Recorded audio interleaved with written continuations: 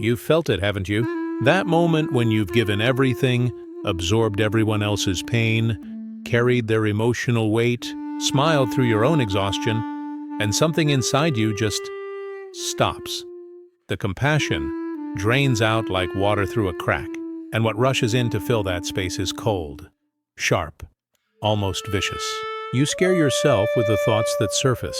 The empathy that defined you vanishes, and in its place stands someone you barely recognize.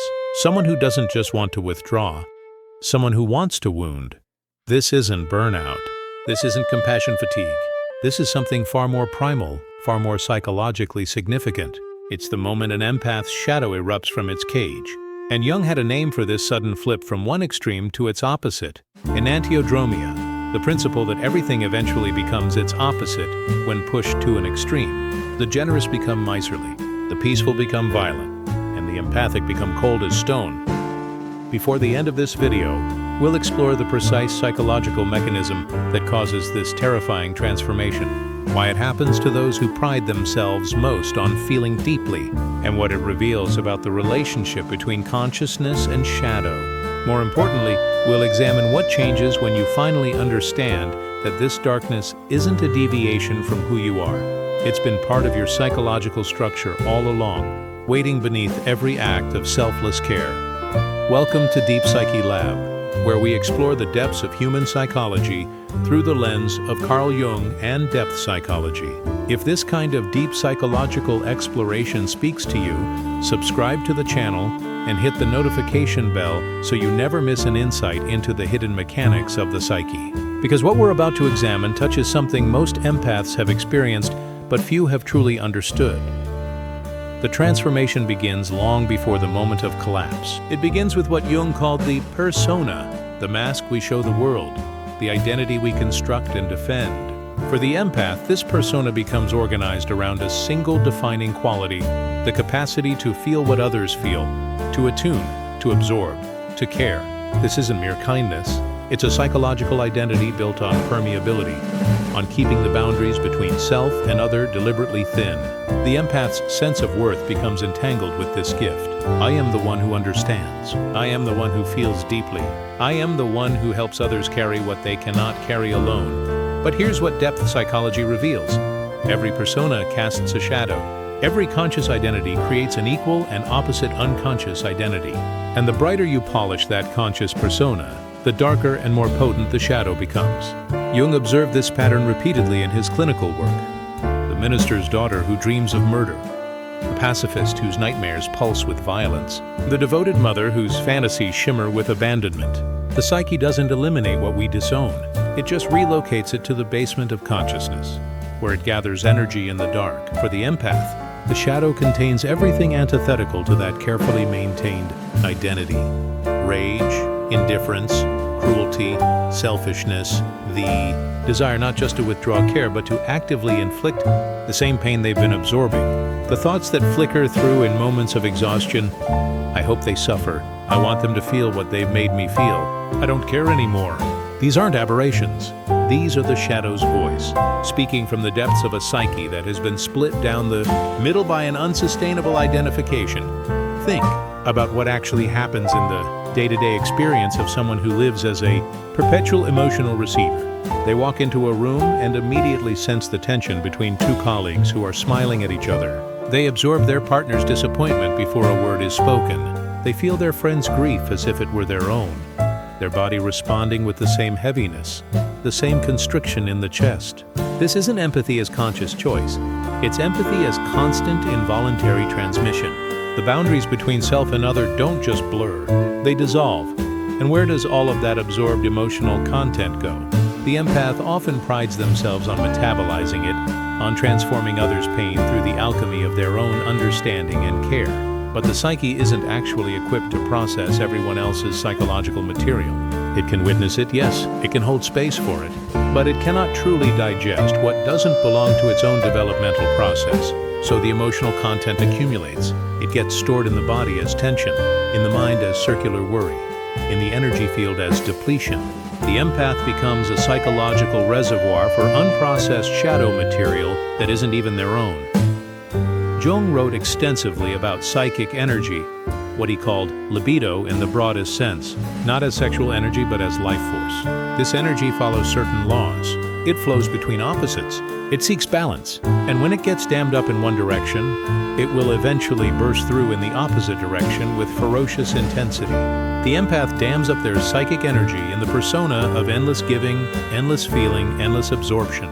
They block the natural flow toward self-protection, toward aggression, toward saying no. And the psyche, following its own deep laws, begins to build pressure. The terrifying moment arrives differently for different people, but it always has the same signature: sudden, total, and shocking. One woman described it to me as a switch flipping. She'd spent 3 hours on the phone with a friend in crisis, offering comfort and perspective and presence.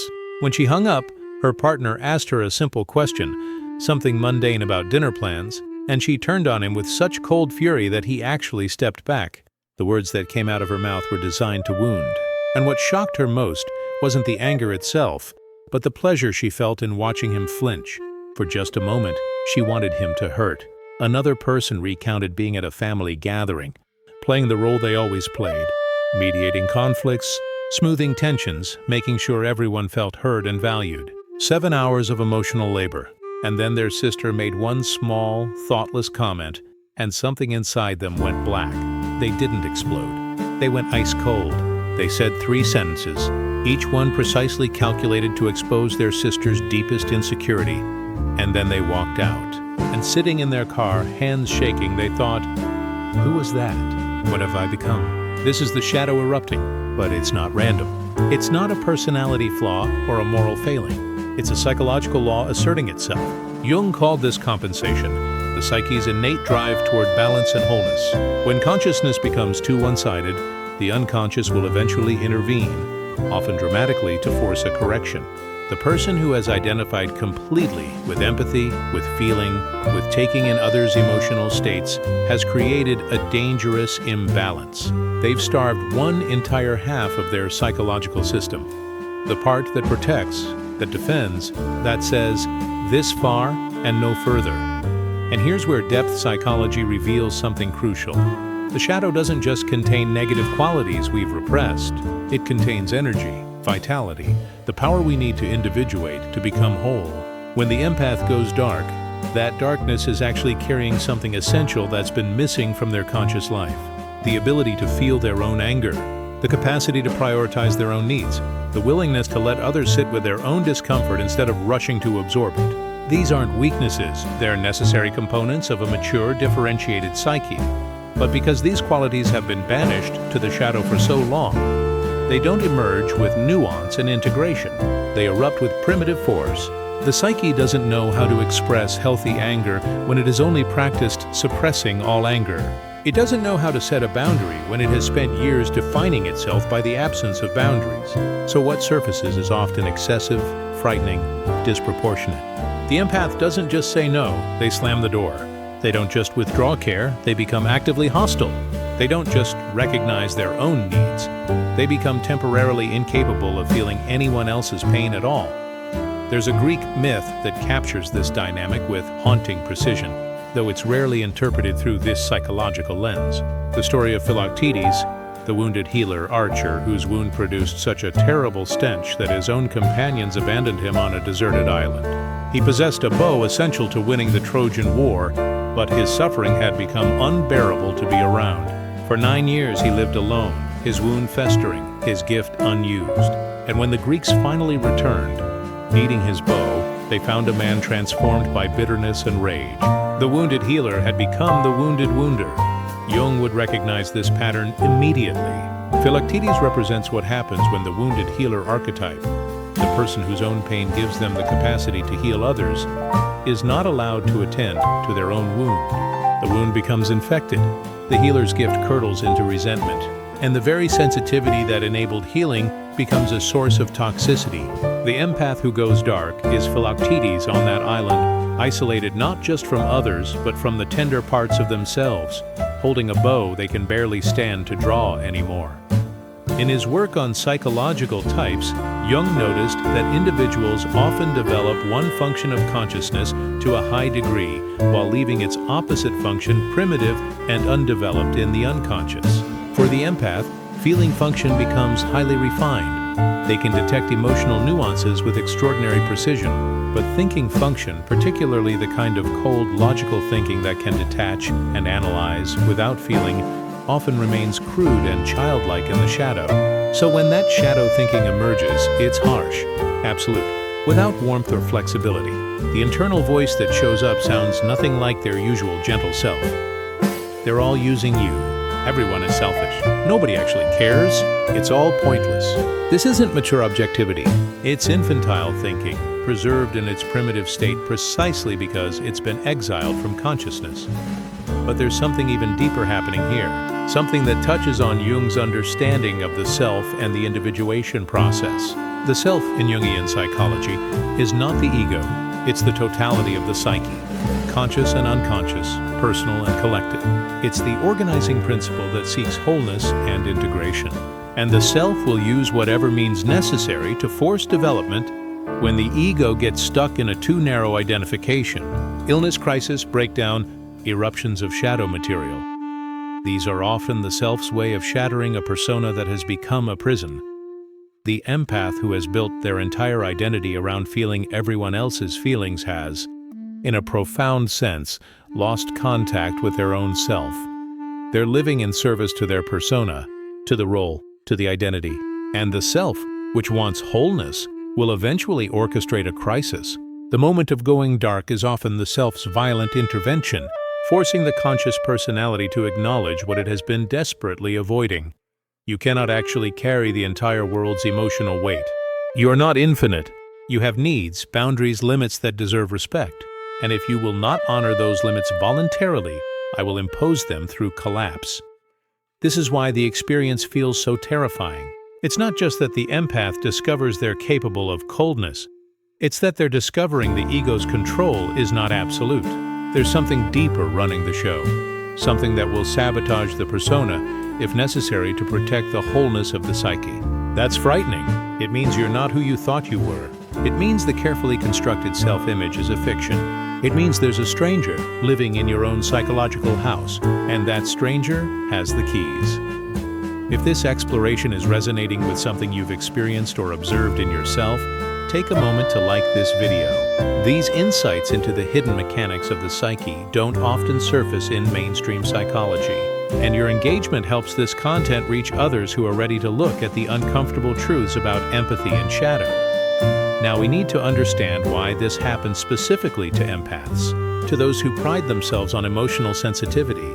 There's a developmental piece here that Jung would immediately recognize. In his work on the shadow, he observed that we don't repress random qualities. We repress the qualities that threatened our survival in childhood. The child who learned that their safety depended on being attuned to a parent's emotional state, on managing the household's emotional temperature, on never adding to the burden, that child developed extraordinary empathic capacity as a survival strategy. But they also had to bury every impulse that contradicted that role. Anger at the parent who should be caring for them. Resentment at carrying emotional weight that wasn't theirs. The desire to be cared for instead of always being the caretaker. These feelings didn't disappear. They went into the shadow where they've been accumulating for decades. The adult empath is often still running the childhood program. I am safe when I feel what others feel. I am valuable when I absorb pain. I am loved when I have no needs of my own. And their shadow is still holding everything that couldn't be expressed in that childhood system. The rage, the refusal, the cold self-protection that says, figure out your own problems. This is where Jung's concept of the wounded healer becomes essential to understanding the dynamic. In his essay, Fundamental Questions of Psychotherapy, Jung writes about how the doctor must be wounded themselves to truly heal others. They must have descended into their own psychological depths. But there's a shadow side to this archetype that Jung also recognized. The wounded healer who has not actually healed their own wound, who has instead converted their woundedness into an identity, becomes something else entirely. They become addicted to the role. They need others to be wounded so they can feel valuable. And beneath the surface, care runs a current of resentment, even contempt. The empath who goes dark is often this shadow-wounded healer emerging. They've been running on a bargain that no longer works. I will carry your pain, and in exchange, I will matter. But the psyche eventually rebels against this bargain because it's false. You don't actually matter more because you suffer more. You don't become more valuable by making yourself smaller. And the shadow knows this even when the ego doesn't. So the shadow rises up and smashes the entire arrangement. The cold voice that says, "I don't care anymore," is actually the self asserting a truth the ego needed to hear. This pattern is killing you. It must stop. Now. There's a fairy tale that Jung often referenced that illuminates this pattern. The handless maiden. A father, manipulated by the devil, cuts off his daughter's hands. She wanders into the forest, wounded and helpless, where she survives by eating pears with her mouth. Eventually, a king finds her and marries her, providing her with silver hands. But the story doesn't end there. Through trials and isolation, she eventually grows her own hands back. Real, flesh and blood hands that are her own. The empath who has lost their psychological hands, their ability to protect themselves, to push back, to grip their own life firmly, often accepts the silver hands others offer, the identity of being the sensitive one, the helper, the one who understands. These silver hands allow them to function, but they're not real. They're a compensation for something that was taken or given away. The moment of going dark is when those silver hands reveal themselves as inadequate. You cannot actually live a full life with silver hands, no matter how beautiful they are. At some point you need your real hands back, and getting them back requires descending into the forest, into isolation, into the place where you stop performing the role and start recovering the amputated parts of yourself. What does this descent look like in practical terms? It looks like the moment when the empath stops mid-conversation and realizes they have no idea what they actually feel beneath the layers of absorbed emotion. It looks like the night they lie awake and hear the voice that says, "I hate them. I hate all of them." And instead of immediately suppressing that thought in horror, they pause and wonder, what if this rage is telling me something true? It looks like the day they say no to someone in need and feel the floor drop out from under their identity. Who am I if I'm not the one who helps? Who am I if I refuse to care? These are individuation questions. Jung saw individuation as the central task of the second half of life, the process of becoming whole by integrating the shadow, by differentiating from collective identities and personas, by discovering who you actually are beneath all the roles you've played. For the empath, individuation requires something that feels like betrayal, withdrawing the projections they've cast onto others, reclaiming the energy they've scattered into 1,000 different relationships, admitting that the gift of empathy has also been a cage. And this is where the darkness serves a sacred function. In alchemical psychology, which Jung studied extensively, there's a stage called the negredo, the blackening, the descent into darkness and dissolution. Nothing new can be created without the negredo. The old form must break down completely. The empath who goes dark has entered the negredo. Their old identity is dissolving. The persona that served them is dying. And in that darkness, in that cold void where they temporarily cannot feel anything for anyone, something essential is happening. They're discovering the ground of their own being beneath all the empathic noise. They're finding out what they feel when they're not feeling everyone else's feelings. They're locating their own center. Jung wrote in his memoir, Memories, Dreams, Reflections, about his own descent into the unconscious after his break with Freud. He described it as a confrontation with the chaos inside him, a time when he could barely function in the outer world because he was so consumed by the inner world demanding his attention. He emerged from that period transformed, with a new understanding of the psyche's depths. The empath's dark moment is their own confrontation with the chaos. It's terrifying because it has to be. If it were comfortable, they'd never actually change. They'd just add shadow work to their identity as another form of spiritual empathy. The transformation that becomes possible after this descent. This is where depth psychology offers genuine hope, not the false hope of returning to the old empathic persona, but the real hope of becoming something more whole. Jung called this the transcendent function, the psyche's ability to create a third position that reconciles opposites. Not empathy or coldness, but empathy and appropriate distance. Not absorption or shutting down, but presence and boundaries. Not taking in everyone's pain or becoming indifferent to suffering, but discerning which pain is yours to feel and which belongs to another's journey. This integrated position doesn't emerge from willpower or positive thinking. It emerges from fully experiencing both poles. The empath who has never touched their own coldness, who has never felt that ice in their chest, cannot actually integrate it. They can only fear it and repress it, which guarantees it will erupt again. But the empath who has gone dark and survived it, who has felt the shadow's power and lived through the horror of their own capacity for indifference, that person now has access to something essential. They know they can say no. They know they can withdraw. They know they can feel anger without dissolving. And paradoxically, this makes their empathy more genuine. Because now it's a choice, not a compulsion. Now it comes from fullness, not from the desperate need to be needed. There's a practice Jung developed called active imagination, where you dialogue with the figures that emerge from your unconscious. For the empath who has experienced this dark transformation, active imagination with their shadow can be revelatory. You sit quietly and invite the cold voice, the indifferent presence, to speak. And instead of immediately trying to shame it back into silence, you ask it, "What do you need? What have you been trying to tell me?" And the shadow often reveals itself not as evil, but as the psyche's fierce protector, desperately trying to preserve your life force against the constant drain. The shadow might say, "I need you to stop giving yourself away. I need you to feel your own anger when people take advantage of your kindness. I need you to value yourself as much as you value everyone else."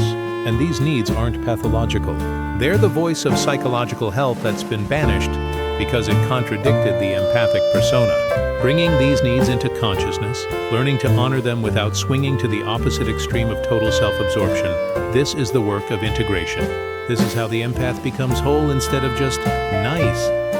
In his work on psychological types, Jung emphasized that the goal is not to become balanced in some bland, equal way, but to develop access to all the functions while still maintaining your natural strengths. The integrated empath doesn't stop feeling deeply. They don't lose their capacity to attune, but they develop the thinking function enough to analyze situations objectively when needed. They develop the sensation function enough to stay grounded in their body's signals of exhaustion or depletion. They develop the intuition function enough to sense when someone is unconsciously trying to make them carry their pain. They become multidimensional instead of one-dimensional. And here's what's profound. This integration actually makes them more helpful to others, not less. The empath who has integrated their shadow, who can access coldness when appropriate, who has boundaries and self-protection, is far more useful in crisis than the empathic absorber who gets flooded and overwhelmed. They can stay present without getting contaminated. They can offer perspective without taking on the emotional burden. They can help without needing to rescue. This is mature empathy, empathy that comes from wholeness rather than woundedness. There's a moment in the Jungian journey that's rarely discussed in popular psychology, but is absolutely central to what we're exploring. It's the moment when you realize that becoming whole means disappointing people. The integrated empath will inevitably disappoint those who benefited from their boundaryless giving. Family members who relied on them to absorb tension. Friends who expected unlimited emotional labor. Partners who enjoyed having their feelings prioritized above all else. When the empath stops performing that role, relationships often rupture, and this is a loss that must be grieved. Not everyone wants you to individuate. Many people have an investment in your persona remaining intact because it serves their needs. Jung saw this clearly in his own life. After his break with Freud and his descent into the unconscious, many of his colleagues abandoned him. They thought he'd gone mad. They wanted the competent, brilliant psychoanalyst, not the man exploring mythological depths and painting mandalas. But Jung understood that this loss was necessary for his development. He couldn't become who he needed to become while maintaining the approval of those who wanted him to stay in the role they'd assigned him. The empath facing this same choice needs to understand. The people who truly love you want you whole, not convenient. They want you real, not role-playing. And the relationships that can't survive your boundaries were likely never based on genuine mutual care. They were based on an unspoken contract where you agreed to be less than whole so others could remain comfortable. Breaking that contract feels like betrayal, but it's actually fidelity. Fidelity to your own self, to the deeper organizing principle of your psyche that demands integration. This brings us to what Jung called the self's imperative versus the ego's will. The ego wants to maintain control, to preserve the known identity, to keep the world predictable. The self wants transformation, wholeness. the full expression of your unique potential. These two forces are often in conflict. The moment the empath goes dark is the self overpowering the ego's rigid control, forcing an encounter with shadow material the ego wanted to keep buried. It's violent because the ego doesn't surrender voluntarily. It has to be overthrown. But after the overthrow, if the person has the courage to stay with the process instead of running back to the familiar persona, something remarkable happens. The ego and the self begin to form a new relationship. The ego learns to listen to the self's deeper wisdom. It learns to recognize when it's getting too identified with a role, when it's losing contact with the totality of the psyche. And the self, in turn, begins to manifest through the ego more fluidly. The person starts living from their center instead of from their persona. They make choices based on inner truth rather than external expectations. They become authentic in a way that's both unsettling and magnetic. This authentic presence is what Jung meant by individuation's goal. Not perfection, but wholeness. Not being good, but being real. The individuated empath still feels deeply, but they're no longer identified with that feeling.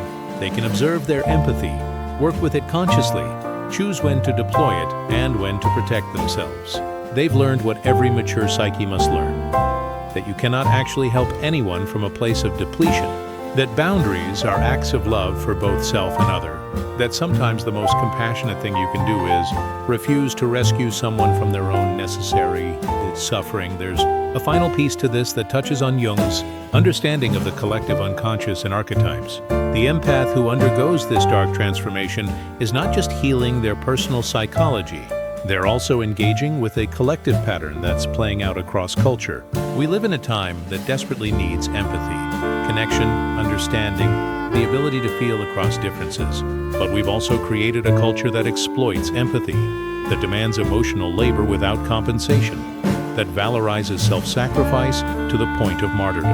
The empath who integrates their shadow and establishes boundaries is not just healing themselves, they're modeling a new archetype, the boundaried empath, the fierce compassion, the tenderness that refuses to be weaponized. This is cultural shadow work, not just personal. When individuals integrate what's been split off collectively, they create new possibilities for everyone. They show that empathy and self-protection can coexist. They demonstrate that feeling deeply doesn't require self-annihilation. They prove that you can care about others while also caring about yourself. And in a world where empathy is often confused with endless availability, this integration is revolutionary. So when the empath goes dark, when that terrifying coldness floods through them and they barely recognize themselves, what's actually happening? The psyche is asserting its right to wholeness.